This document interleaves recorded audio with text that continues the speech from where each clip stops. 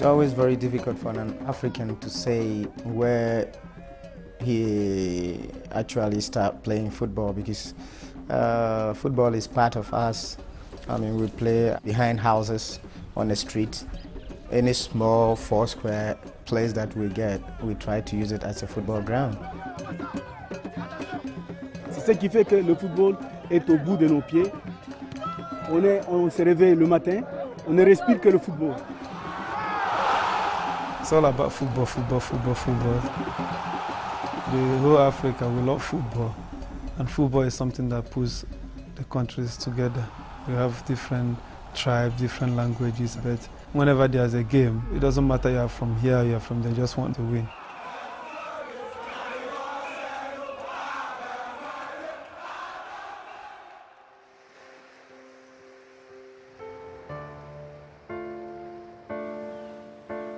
The origins of football in Africa can be traced to the far shores of 19th century Britain, where, during a sustained period of economic expansion, a vast empire had been forged. It was a time when their public schools were in the ascendancy, a time when sports and religion formed the core of a new moral code.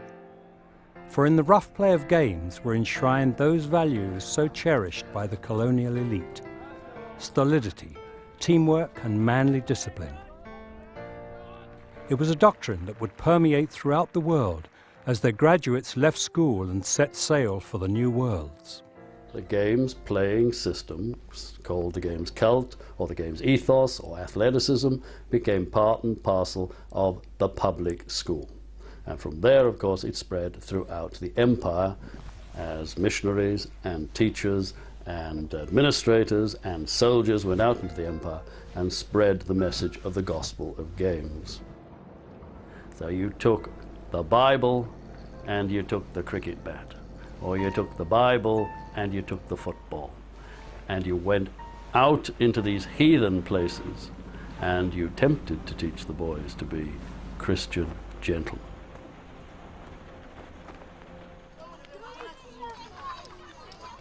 From the 1870s onwards, the so-called scramble for Africa began, bringing Europe's major powers into a conflict over colonial expansion. For the estimated 110 million Africans on the continent, the European intrusion brought about a profound change in their existence and generated no little misery. The arrival of European colonizers did, however, bring a less intimidating and highly desirable agent of social integration.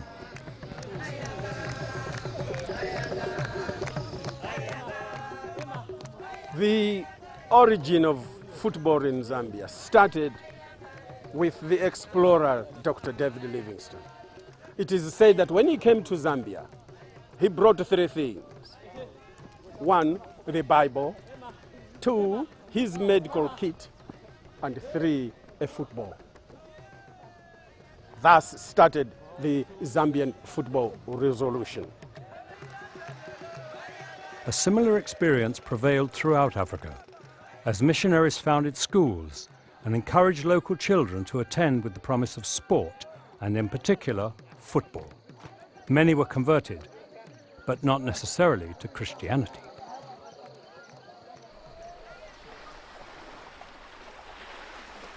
Along the Gold Coast of Ghana, the diaspora continued. Football's emissaries sowing the seed in the fertile minds of the African youth. When the colonialists first came here, they went to Cape Coast first, of course, and that was the seat of the government, and obviously introduced the game there. Then the idea started spreading along the coast, because that was where most of the colonialists first stayed. So it spread, and Accra Folk was formed in 1911. And as you are aware, Accra Folk now is the oldest existing team in Ghana. The seeds of Ghana's mighty oak were planted not by the English, but by a Jamaican teacher at the government boys' school in Accra. Having introduced the game to his boys in 1903, it soon became popular throughout the colony. Matches played on dirt pitches barefoot, balls made from paper and string.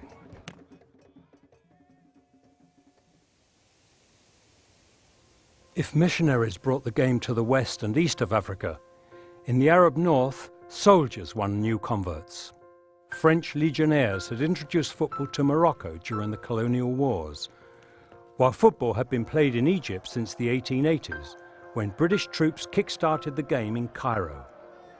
Legendary sides, Al Ahly and Zamalek, were founded there in 1907 and 1911 respectively, making Egypt one of the world's oldest and best established football nations. International progress had been made on the back of independence.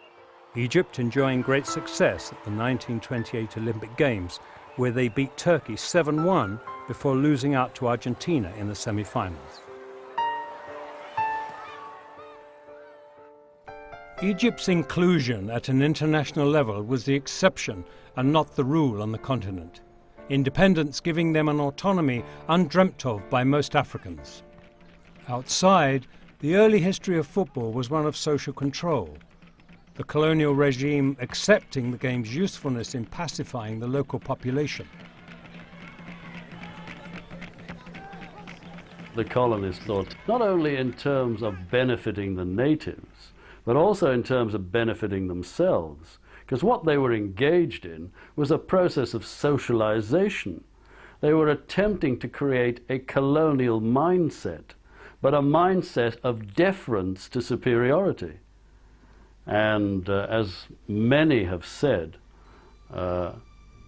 this was extraordinarily successful. If the British had tolerated and indeed encouraged football in their colonies, other European masters were less enthusiastic. In Cameroon, the French imposed racial segregation. Contact between the ruling elite and their subjects was limited. At a sporting level, the separation was absolute. La ségrégation était d'ailleurs de rigueur à l'époque coloniale, c'était la séparation. Les Noirs n'avaient pas le statut de citoyens.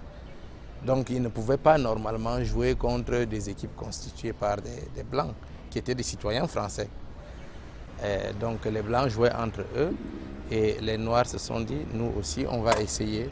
Et ils ont commencé donc à constituer des équipes. Les équipes nées à Douala, la première équipe indigène fut l'Oryx de Douala, qui comprenait seulement des hommes noirs. Et à Yaoundé, la première équipe fut d'abord une équipe blanche qui était une équipe s'appelant l'école supérieure.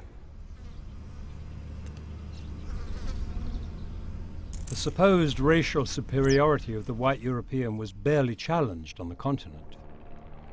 Ethiopia, independent since the days of the prophets, found itself exposed to the most aggressive form of colonial imperialism when in 1936 it was overrun by Mussolini's fascist troops.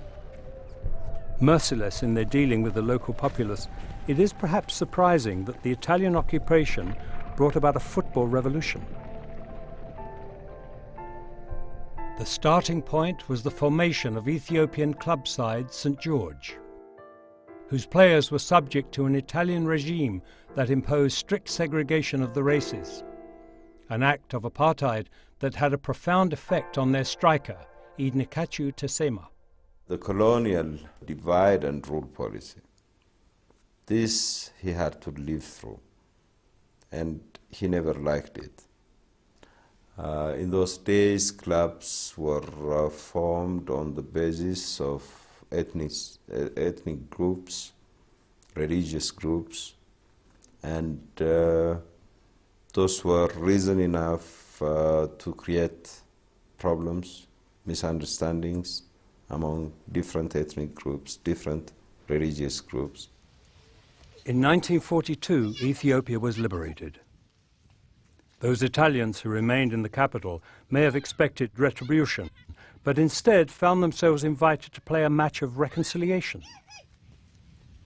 Once the country was liberated, the youth, under the leadership of Idnikachu, finally convinced the Italians for a game, St. George versus the Italian community here. And that must be the turning point in Ethiopian football history. After that, everybody started mixing, playing together.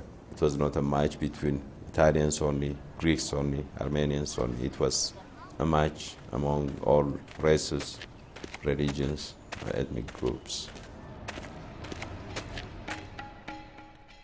Post-war Africa took advantage of the cessation of violence and began the task of building football anew. In the Arab North, a regional cup drew together a host of talented club sides and players.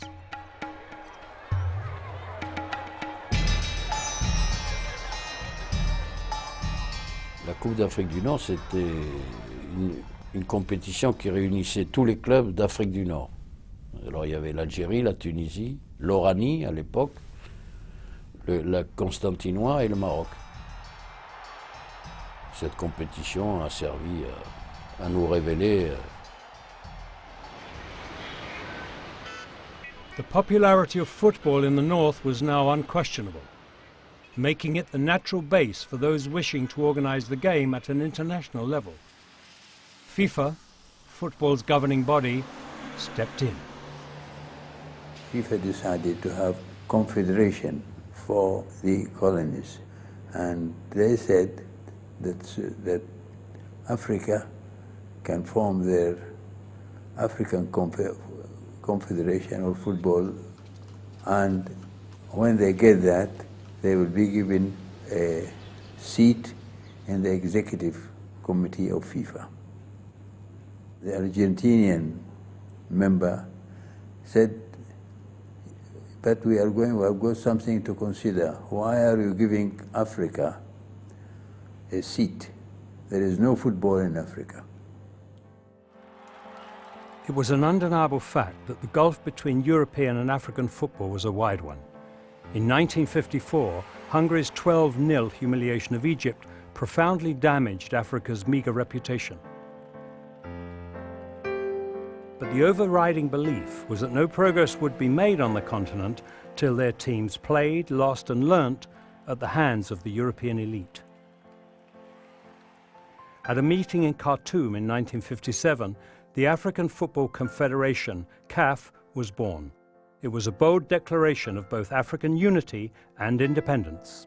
CAF maybe is the first Pan-African institution in Africa, and it was established by only 3 African countries, in fact 4 to begin with.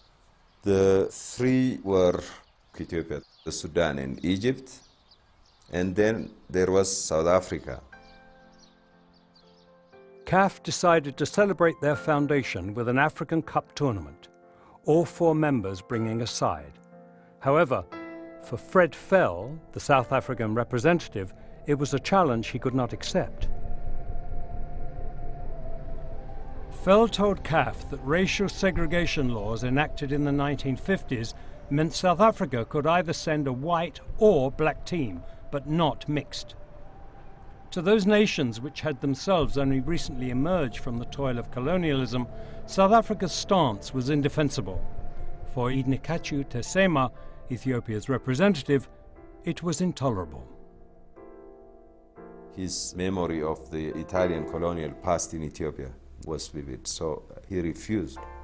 He said, if you could not come with a mixed race team, not only you'll be eliminated from the first African Cup, but South Africa would not continue to be a member of the African Football Confederation. If you do not want to play with your blacks, how come you want to play with us blacks? South Africa were duly excluded, beginning a 30-year war between Tesema's CAF and all those who trucked with apartheid. In the absence of South Africa, the First Nations Cup was a somewhat limited event. Ethiopia and Egypt contested a final which the North Africans won 4-0, confirming their status as the continent's most accomplished side. نجاح المباريات وإقبال الجمهور السوداني عليها شجع الاتحاد الأفريقي إنه ينظم هذه البطولة كل سنتين عند فرقة تانية. The Nations Cup was strengthened over the following years by the growing number of newly independent countries wishing to take part. African politics was high on the global agenda, with the formation of the Organization of African Unity in 1963, putting the Pan-African sentiments of leaders such as Nkrumah of Ghana center stage. That the finals of the Nations Cup were hosted in and won by Ghana that year was a triumph for both the team and their president. Football, he believed, could be a model for African pride and unity. And in a successful Black Stars team, he had the supreme vehicle. And on this note of national joy, the Africa Cup Series for 1963 drew to an eventful close, proving to the world that in unity, the African sportsman is a powerful, talented, and inspiring force in the competitive world of sport. In the mid-1960s, Nkrumah wasn't alone in politicizing the football arena. CAF continued to be a staunch opponent of discrimination, opposing FIFA's allocation of one World Cup place between Asia and Africa. Both confederations subsequently boycotted the 1966 tournament, leaving Eusebio, Mozambican by birth, but playing for Portugal as Africa's symbolic representative in England.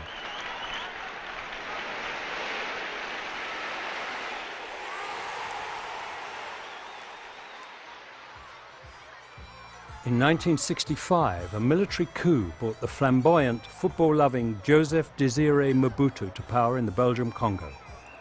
Backed by the West, he set out a new vision for both his country and Africa, one that in many ways resembled the Pan-Africanism of Nkrumah. Il voulait devenir le plus grand président africain et il a utilisé les sports pour faire sa campagne et sa publicité. Tant mieux, mais pour nous, ça réussit. Parce que Mobutu s'était investi, c'était pas possible. Encouraged by Mobutu, Congo's teams prospered.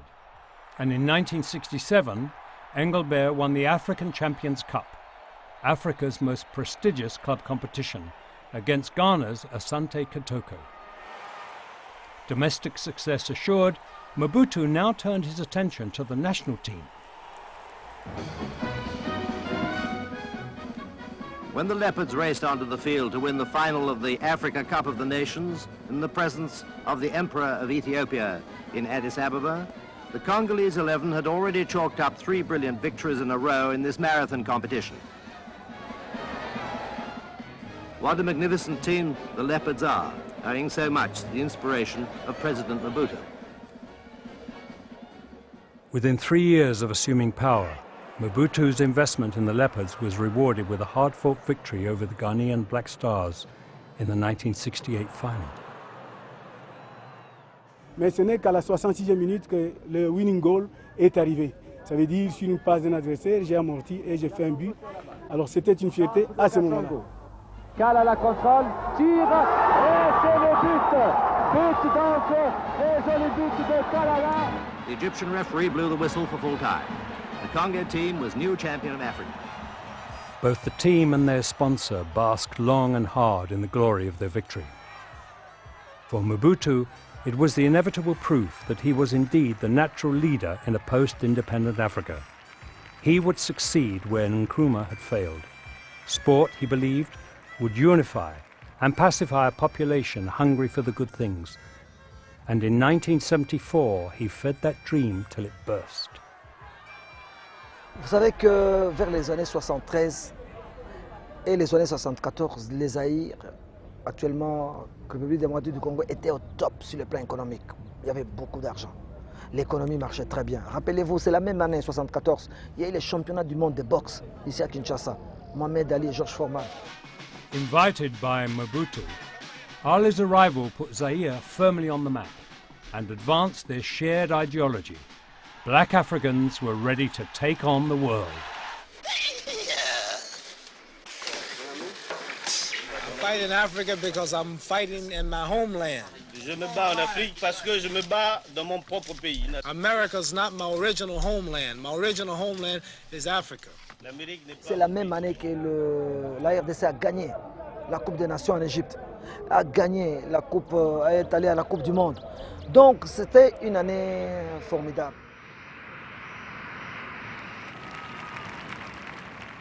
Notre succès de l'équipe nationale dans les années 74, c'était dû à quoi? C'était dû à la préparation. On s'est préparé longuement. Vous voyez ce que ça a donné comme résultat. Après la Coupe d'Afrique des Nations de football, on est sorti champion d'Afrique, médaille d'or. A packed airport greeted the Leopards on their arrival at Kinshasa International.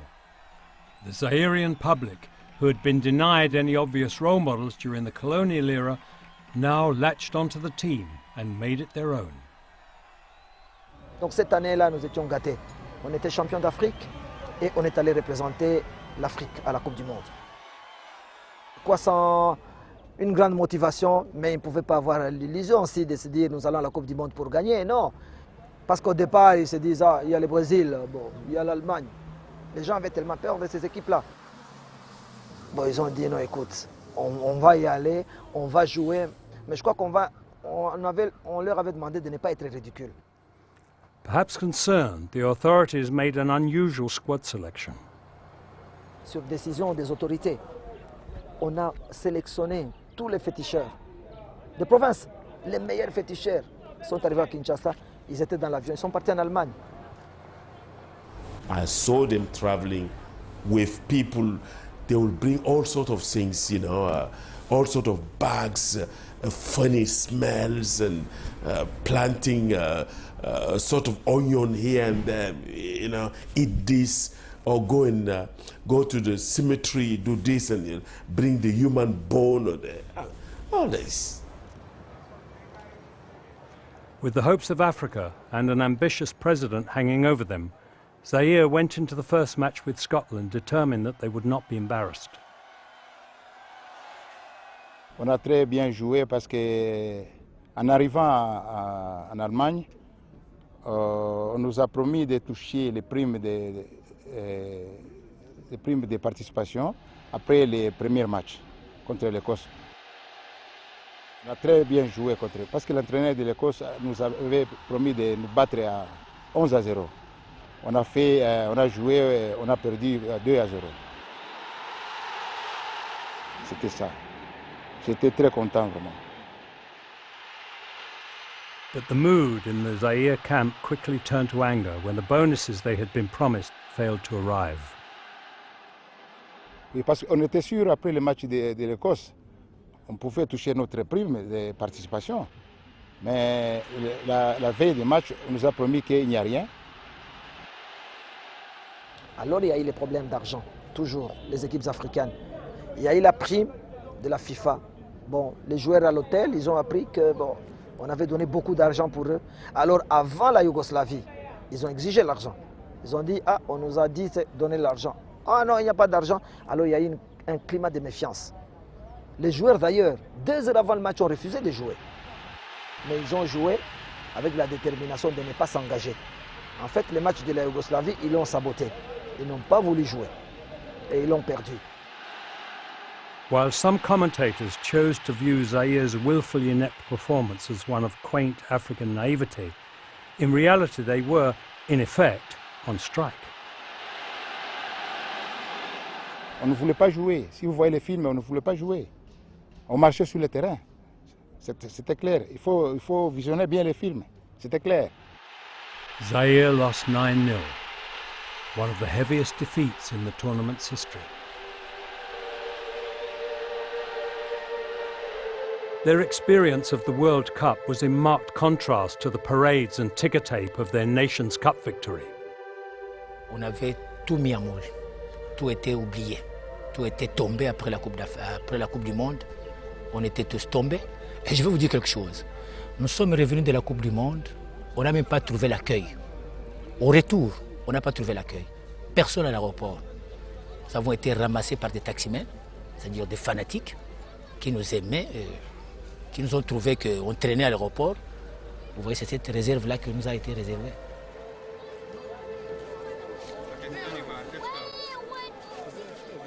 On devait même les féliciter, mais ils sont rentrés avec des problèmes, pratiquement mis à l'écart, sur décision du gouvernement.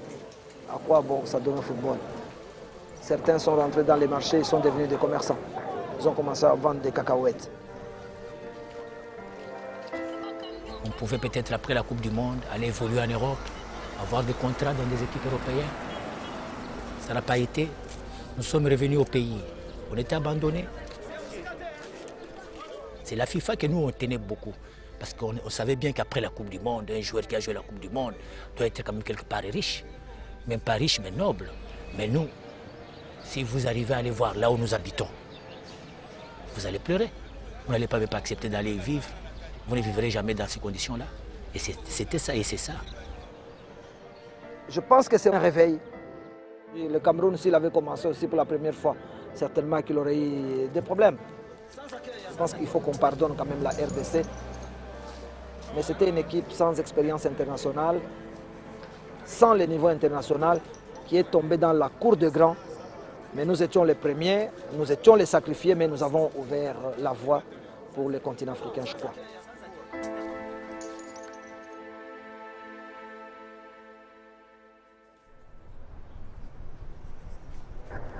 In South Africa, even greater sacrifices were being made as a black majority fought for their freedom.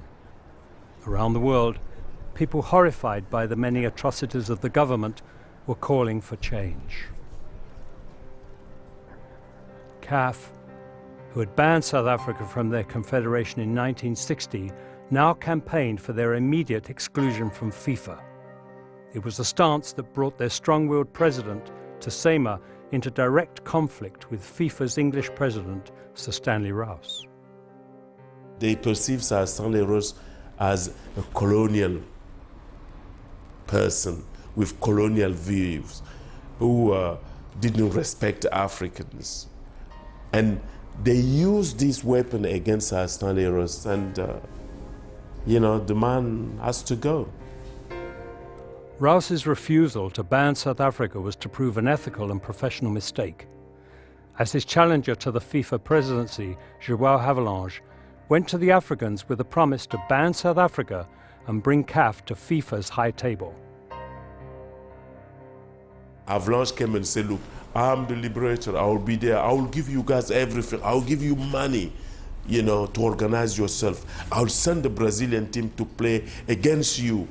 And in 70s, when you say, I'll bring Pele to play against you, wow, hallelujah, the dream of people want to see Pele. And Havelange sent the team to tour some African countries. And people will say, oh, the man, he may be genuine.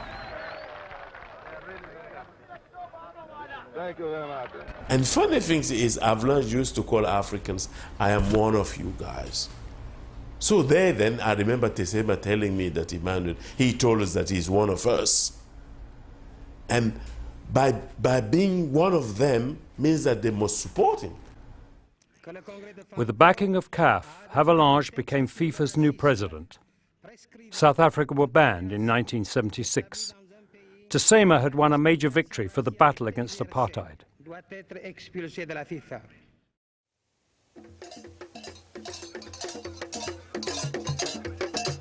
Having overcome their own battles with apartheid, Cameroon had emerged as a nation obsessed by football.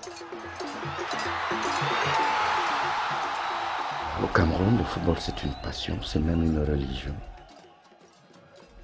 Sur à peu près 15 millions de Camerounais, il y a environ 13 millions de footballeurs. Vous pouvez vérifier, chaque Camerounais, lorsqu'il passe dans la rue, a un short sous son pantalon. Et je suis sûr que si vous allez au palais du chef de l'État, vous le trouverez sûrement en train de jongler parfois le ballon. In the late 1970s, Cameroon became the major force in African club football. Their success revolving around the 3 times African champions, Canon Yaoundé. En 82, l'équipe qui joue, disons, la Coupe du Monde, il y avait 8 joueurs du Canon. Et dans les 8 joueurs, il y avait 7 qui étaient titulaires. Ça prouve qu'on a dominé, disons, pendant une certaine période des années 80, et le football camerounais et le football africain. At their training pitch overlooking the capital, a bright new generation of Canon superstars had indeed evolved. And with the addition of one or two extras, took Cameroon through to the 1982 World Cup.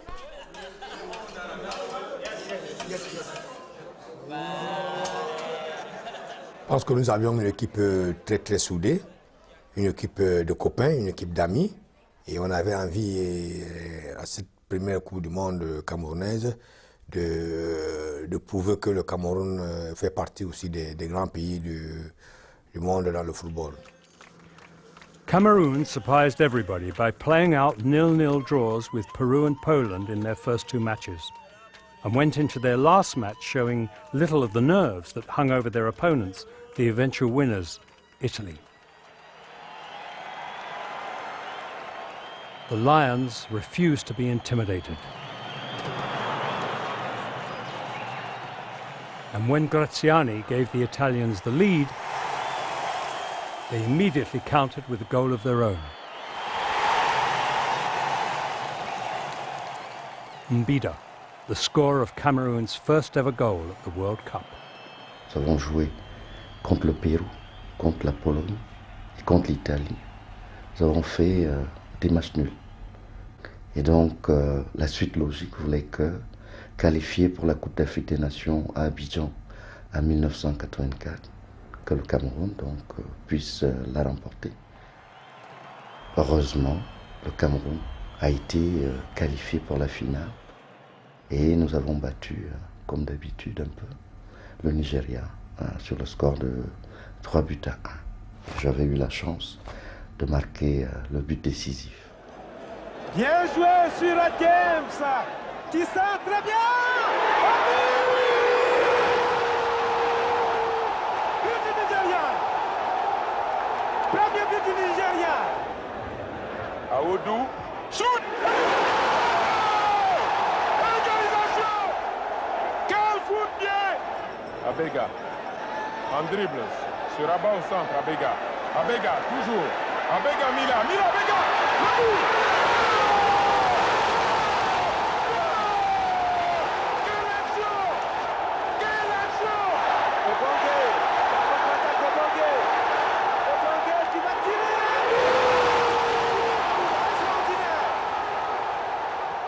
Cameroon were to build on this success, qualifying for the 1990 World Cup in Italy.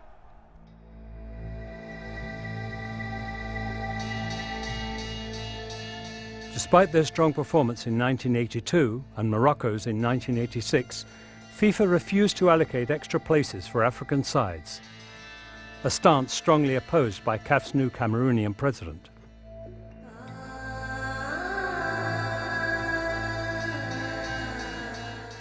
Avec preuve à l'appui, statistiques à l'appui, nous avons demandé au président Blanche d'accorder une place supplémentaire au football africain. Bon, il ne l'a pas fait pour 86, il ne l'a pas fait pour 90. So Egypt and Cameroon went to Italy as the sole representatives of a continent hungry for success, although for Cameroon it was a feast to which not all had been invited. En 1990, le Cameroun est parti en Coupe du Monde, dans des conditions d'ailleurs assez difficiles. D'abord, on ne savait pas si Roger Mila allait participer ou non. À la fin, ça me mettait une décision pratiquement inspirée par le président de la République. J'avais décidé d'arrêter avec l'équipe nationale de Cameroun, et même étant toujours en activité. Heureusement pour moi, le président avait surtout insisté, même pas insisté, mais il avait surtout donné un ordre au ministre des Sports pour que je fasse partie de cette équipe nationale. But Miller's inclusion wasn't music to everyone's ears. Cameroon's Soviet coach found himself at the centre of a player revolt, as the captain, Joseph Antoine Bell, announced he would quit if Miller was in the team. Joseph Antoine Bell était peut-être de mauvaise foi.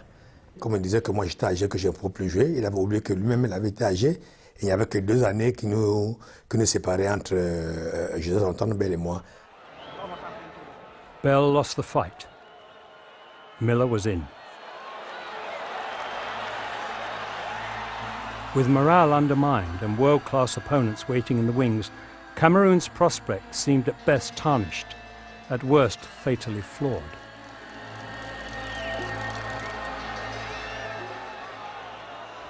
All the predictions were that Argentina would get a basket of goals against Cameroon, and one of our reporters, that is an African reporter, met me and said, "What kind of team are you presenting here? Argentina will kill us." Because now it became like, you know, a continental affair. It was no longer a Cameroonian affair. So the African journalists were so concerned about the team that had been put to play. And then I told them, "Don't you worry. We know how to do these things. We're going to beat Argentina by just one goal." And he said, I doubt it very much. I'm afraid to go to the stadium. The Cameroonians had to take it to the Argentines. Because if they waited for the Argentines to play their game, there was no way Cameroon was a match for Argentina. But then the Cameroonians had to stop. They had to use every measure to stop the Argentines from moving.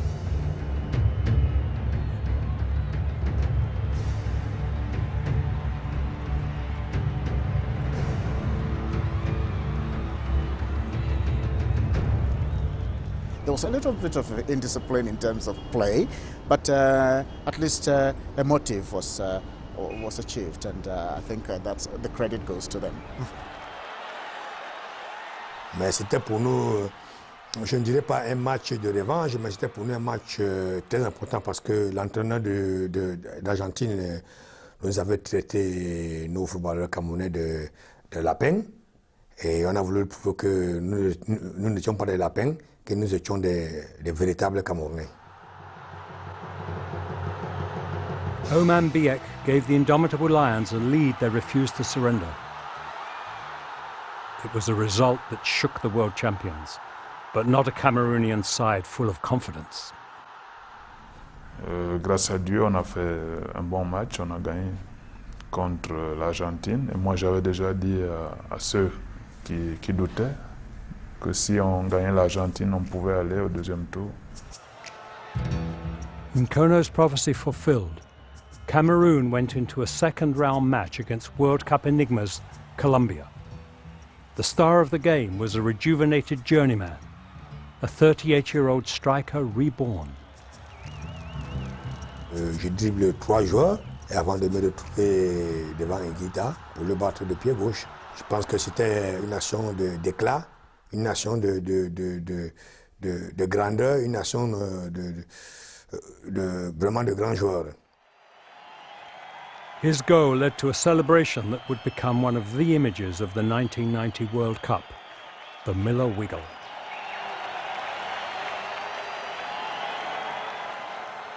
Miller's second goal sealed Cameroonian victory and announced the arrival of Africa as a football power. He presented that image of that freedom of the African, the freedom of spirit of the African, which I believe we use even in the way we play football. Freedom.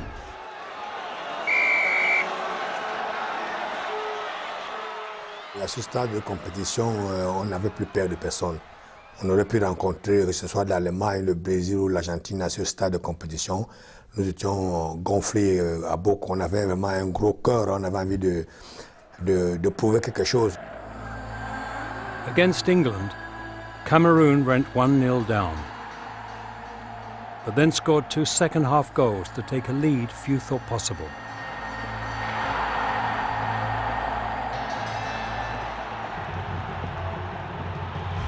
But then, the indiscipline that marked their match with Argentina returned to haunt them, and 2 England penalties ended the African dream.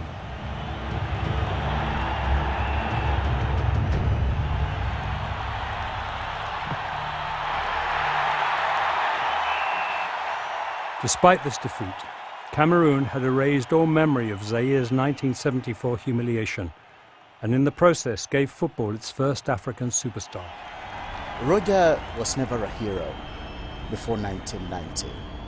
He was a good player. Everybody recognized that. But 1990, the tables turned for Roger Milla. And why? Because of his age.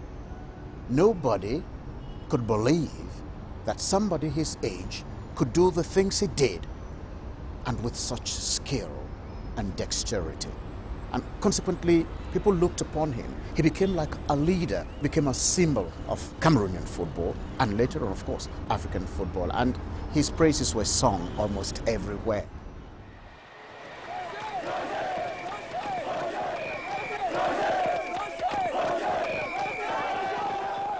C'est à partir de ce moment-là qu'il y a ce grand déclic du football africain, parce que les performances, la fameuse danse des Mila, les victoires que nous avons acquises sur le terrain, ceci a permis à ce que le football africain soit connu, soit respecté. Nous avons pu donc convaincre Avalanche au cours d'une séance pour que l'Afrique ait une place supplémentaire, et ce qui a été fait donc.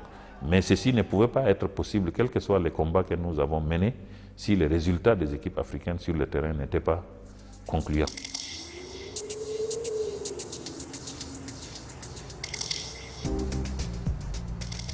Their eyes opened. Football scouts from all over the world descended on Africa. And since then, a steady flow of young players have been spirited away, sold on the promise of a better life.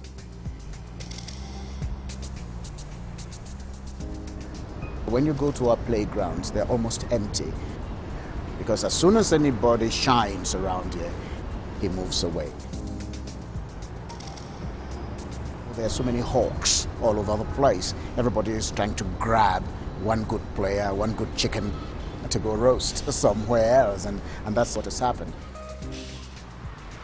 For most players, the European leagues offered financial rewards unimagined in their own countries, but at a price. Racism proving the darker side of the African experience. It wasn't easy. Sometimes you train and then your own colleagues tell you you are a black man and you should go back to your country, and sometimes they spat on you, and so you go through a lot of hard situations, but that makes you stronger. And when you continue making them to win, then you get a place in their hearts.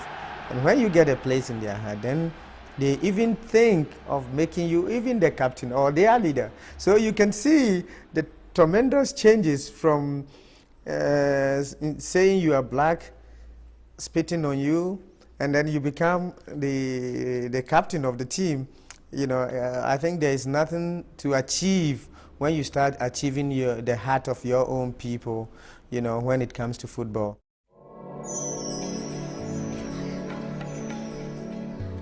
While black Africans were making a name for themselves in Europe, the North Africans were conspicuous by their absence. Strong domestic leagues, limited professionalism, and a Muslim culture that precluded easy integration kept transfers to a minimum. But at an international and domestic level they excelled.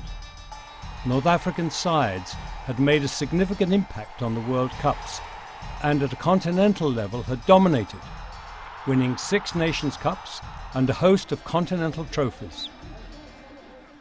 At the heart of this success was a well-financed football structure that resembled those in Europe. It was a model few sub-Saharan countries could match. We are not organized. If you see the competitions, the stadiums, the way people organize themselves in Morocco, and you compare the Moroccans with the Nigerians, there's a big gap. The games are poorly prepared, poorly managed, poorly organized. And you go to our stadiums, it's like potato farms. How do you want people to come and watch? Seemingly unhindered, sub-Saharan teams such as Nigeria and Cameroon began to dominate the continent in the 1990s. The 1994 Nations Cup, won by Nigeria on Tunisian soil, confirmed the power shift from the north to the south. After their Nations Cup triumph, Nigeria went to the World Cup in America and challenged, as Cameroon had done, European and Latin American dominance of the tournament. Nigeria qualified top of their group, and in the second round match played Italy, who they led till the 82nd minute. We are like playing against Italy, which we are leading, and then suddenly they come back and won the game. But if you see the games, you will know that Nigeria really showed that they are a strong country in terms of football, and we have the players, we have the qualities, and we can go more further than what we did. Nigerian promise was realized 2 years later when they won Olympic gold at the Atlanta Games.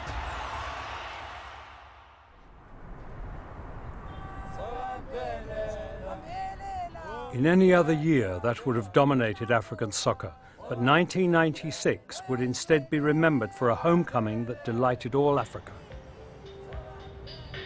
In the early 90s, South Africa had emerged from the wilderness. With apartheid no more, thoughts turned to reconciliation. Football proved to be the mediator as a nation rallied around a team reborn and an inspirational leader.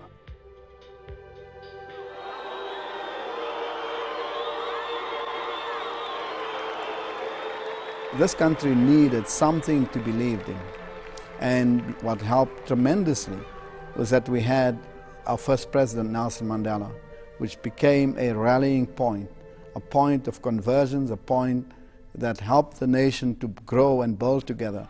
And so the national team became helping to strengthen that pillar around which everyone could rally, both black and white in the country. Bound together by a common cause, South Africa hosted and won the 1996 Nations Cup. To many fans, it was a dream that had long seemed impossible. It was like a book written for us. You know, home soil with Nelson Mandela being there, and you know, everything just went according to plan in the competition.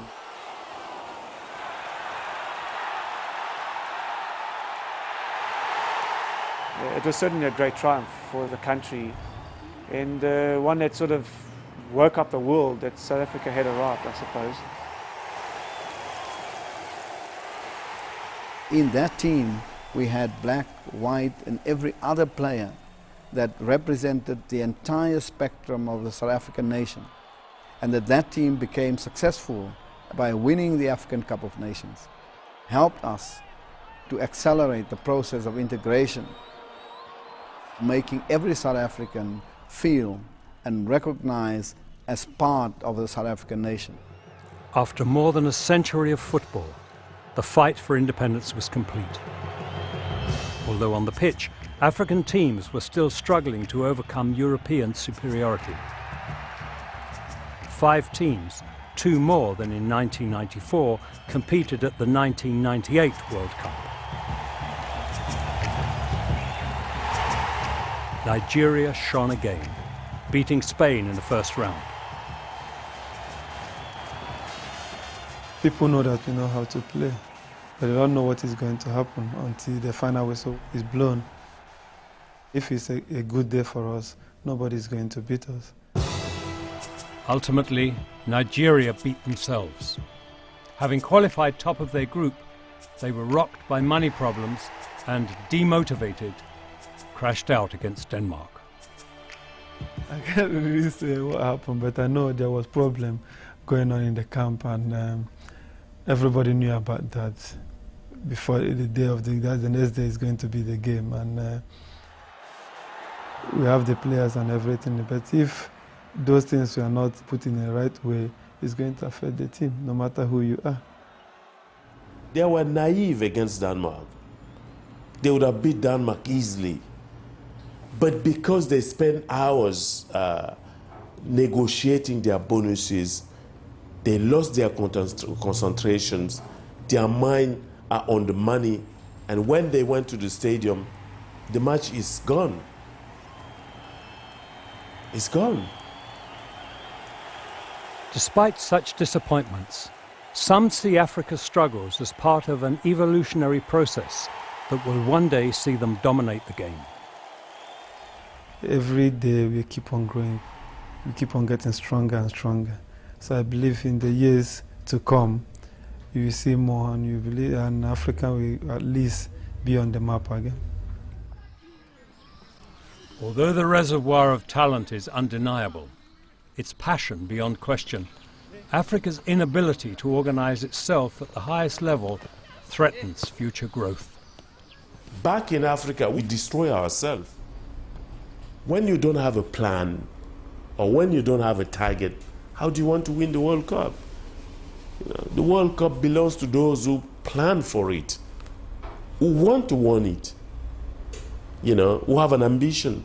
Our ambitions are very limited, you know. We're happy to be in the World Cup, and that's it. But winning it is not, it may come one day, but I don't know. I don't know.